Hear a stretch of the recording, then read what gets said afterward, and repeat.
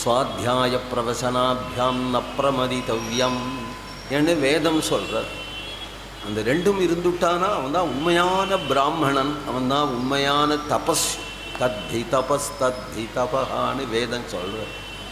அதுவும் கலியில் சுவாத்தியாயாபியசனஞ்செய்வ வாங்மயம் தப உச்சியதே என்று இந்த கலியில் இதுபோல் சத்சங்கம் நடத்திண்டு கேட்கிறவாளையும் நாமே தயார் பண்ணி வச்சுண்டு அவளுக்கு புரியிறாப்பில் வேதாந்தத்தை சொல்லிண்டு இது எதுக்குன்னா ஸ்வசுகாய நமக்கு பிரம்ம விசாரம் வேணுமோ இல்லையோ அதுபோல் ரிட்டையர்டு லைஃபில் சாஸ்திரிகள் கேட்குறவாளையும் தானே தயார் பண்ணி வச்சுண்டு தானே பிரம்ம வித்யை அவளுக்கு சொல்லி கொண்டு பவித்திரமான பொழுது போய்கிட்டு இருக்கக்கூடியவர். லோகத்தில் அவருக்கும் எந்த டச்சும் கிடையாது.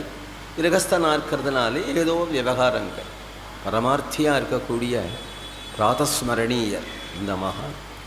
அவர் நம்முடைய அதிகரண சாரஸ்தவத்தை எடுத்துண்டு நம்மளுக்கெல்லாம் அவனுடைய விவரணத்தை எடுத்து சொன்னாருங்கிறது தான் எனக்கு பெருமை. நான் எழுதி உள்ள பூட்டி வச்சிருந்தா பெருமை இல்லை. சானந்தம் சுதியா பரிசோதயம் தூ ஸ்ரீ கீத கோவிந்ததகான் நான் ஜெயதேவன் அஷ்டபதியை பண்ணிவிட்டான்.